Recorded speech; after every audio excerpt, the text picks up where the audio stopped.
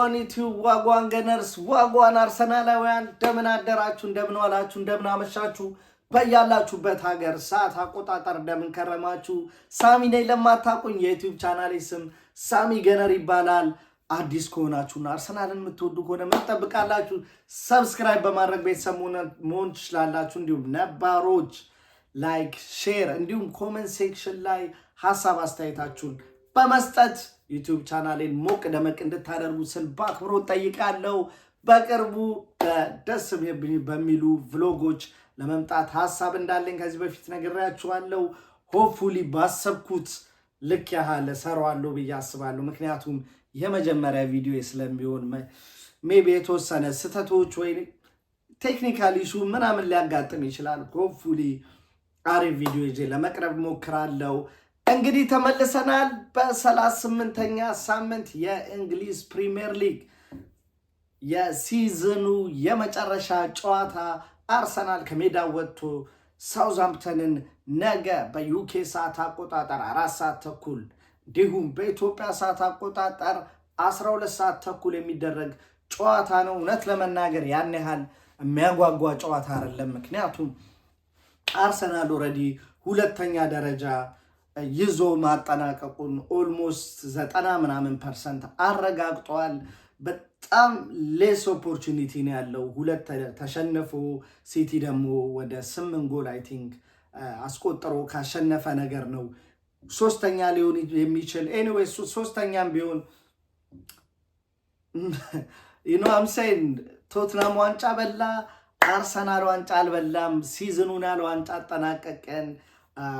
ኖርዝ ለንደን ላይ ቶተናም በክፍት አውቶቡስ ፕራውድሊ የዩሮፓ ካፕን ይዘው ዩሮፓ ሊግ ካፕን ይዘው እንግዲህ ኖርዝ ለንደን አደባባዮች ላይ በፕራይድ መታየት ችለው ነበር which is sad። ነገር ግን ሊስን የሴቶች አርሰናል ደግሞ የአውሮፓ ቻምፒዮንስ ሊግን ባርሰሎናን በማሸነፍ ቻምፒዮን መሆን ችሏል። ዌልደን ምንም ያህል ትኩረታችን ወደ ወንዶቹ እግር ኳስ ቢሆንም ኤኒዌይስ ኢትስ አርሰናልን የሚያካት ኤኒ ነገር የኛው ነው። ኮንግራጁሌሽን ማለት ፈልጋለሁ። የነገው ጨዋታ እንደነገርኳችሁ ብዙም አጓጉ አይደለም። ነገር ግን የተወሰኑ የጉዳት ወሬዎች አርሰናል ቤት አሉ። እንደሚታወቀው ዩሊያን ቲምበር እና ዊሊያም ሳሊባ ጉዳት እንደደረሰባቸው የባለፈው ሳምንት ይታወቃል። ዩሊያን ቲምበር የጉልበት ቀዶ ጥገና ቀለል ያለ አድርጎ በሳምንታት የሚቆጠር ጊዜ ውስጥ ወደ ትሬኒንግ ይመለሳል ብሏል አርቴታ። እንዲሁም ሳሊባ በሃምስትሪንግ ጉዳት ለ3 ሳምንታት የሚያክል ጊዜ ከሜዳ እንደሚርቅ ተነግሯል። እንደነገርኳችሁ ዘ ሲዝን ኢዝ ኦቨር። እውነት ለመናገር ሲዝኑን ከ10 ሬት አድርገው ካላችሁኝ በሚያሳዝን ሁኔታ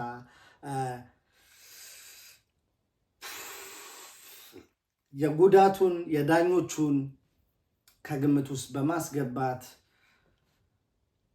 አምስት የምሰጠው ይሆናል። እውነት ለመናገር እንደነገርኳችሁ ክሪስታል ፓላስ ዋንጫ የበላበት፣ ኒውካስትል ዋንጫ የበላበት፣ እንዲሁም ቶትናም ዋንጫ የበላበት ሲዝን ላይ አርሰናል ስቲል ዋንጫ መብላት አልቻለም።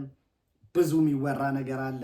ነገር ግን የመጨረሻ የሲዝኑ ጨዋታ እንደመሆኑ እና የዛ ቪዲዮ እየሰራው ስለሆነ ብዙም እዚህ ነገር ላይ ማተኮርና ሙዱን መቀየር አልፈልግም። የነገ ጨዋታ ሄዶ ጨዋታውን ማሸነፍ፣ ለደጋፊዎች ሮት በመስጠት ጥሩ ስትሮንግ ቲም ይዘን ገብተን አሸናፊ ሆነን መውጣት አለብን ብዬ አስባለሁ። ምክንያቱም የሲዝኑ መጨረሻ ጌም ነውና እሱንም አትሊስት ባድ ባልሆነ ሙድ ብንጨርሰው ጥሩ ነው ብዬ አስባለሁ። ስቲል የዝውውር ዜናዎች ይህን ያህል ተጨባጭ ነው የሚባል ነገር የለም። ሲኖር ይዤ የምቀርብ ይሆናል። ሌላ ብዙም የሚባል የለውም። የዚህ ጨዋታ አጓጊው ነገር ዳቪድ ራያ ክሊንሺት ካስመዘገበ ሜቢ የጎልደን ግላቭ አሸናፊ ሊሆን ይችላል።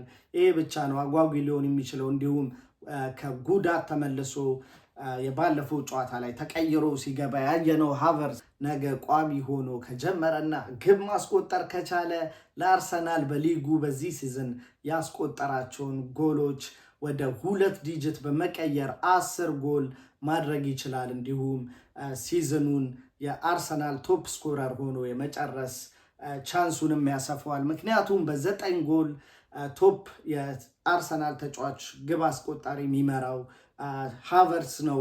8 ጎል በማስቆጠር እሱን የሚከተሉት ማርቲኔሊ እና ትሮሳርድ ሲሆኑ 7 ጎል በማስቆጠር ደግሞ ስፔሻሊ ካይ ሃቨርስ ተጎድቶ ከወጣ በኋላ የአጥቂ ሚናን ይዞ ሲጫወት አመርቂ ሆኖ ያየነው ሚካኤል ሜሪኖ 7 ጎል ከሳካ ጋር 7 ጎል በማስቆጠር እነሱ የሚከተሉ ይሆናል። እነዚህ ነው የሚኖሩት ነገር። ወደ ቋሚ አሰላለፍ ስንሄድ የግብ ጠባቂ ቦታ ላይ ዳቪድ ራያን አደርግና የቀኝ የመከላከል ክንፍ ቦታ ላይ ቤን ዋይትን አደርጋለሁ። ዩሊያን ቲምበር በጉዳት ስለማይኖር፣ እንዲሁም የቀኝ የመከላከል መሃል ቦታ ላይ ደግሞ ዊሊያም ሳሊባ ቦታ ላይ ካላፊዮሪን አደርግና እሱን አጣምሮ በግራ የመሃል ተከላካይ ቦታነት ጃኬቭ ኩቪዮርን ማደርገው ይሆናል። የግራ ክንፍ የመከላከል ቦታ ላይ ግን ቀያሪ ማደርግ ይሆናል። ሉዊስ ስኬሊን አሳረፈና ቴርኒን አሰልፋለሁ። ምክንያቱም የተወሰነ እረፍት ብሰጠውም ያን ያህል ብዙ ስትሮንግ ቲማችንን ይዘን መግባት አለብንም ብዬ አላስብም። ምክንያቱም ያን ያህል ማተር የሚያደርግ ጌም አይደለም። ሲዝኑ መጨረሻ ቢሆንም ጉዳቶች ኮዝ ልናደርግ እንችላለን። ምክንያቱም ሳውዛምፕተን ምንም እንኳን መውረዳቸውን ቢያረጋግጡ ባለፈው ከሲቲ ጋር 0-0 ባጠናቀቁበት ጨዋታ ምን ያህል በሎ ብሎክ አፈግፍገው ሲጫወቱ እንደነበርና ለጉዳት ተጋላጭ የሚያደርጉ ሃምስትሪንግ ጉዳቶች በሎ ብሎክ ጨዋታዎች ላይ የምናደርጋቸው ኃይል እንቅስቃሴዎች የሚያጋጥም ጉዳት ነው። ስለዚህ አንዳንድ ተጫዋቾችን አሳርፋለሁ። ማይልስ ሉዊስ ስኬሊ ጥሩ ነገር ጥሩ ሬት ካስመዘገቡ ተጫዋቾቻችን በዚህ ሲዝን አንደኛው ነው። የነገን ጨዋታ ግን ለቴርኒ ቦታውን ሰጠና እንዲሁም የዲፌንሲቭ ሚድፊልደር ቦታ ላይ በቶማስ ፓርቴ ቦታ ላይ ጆርጂኖን ማሰልፍ ይሆናል።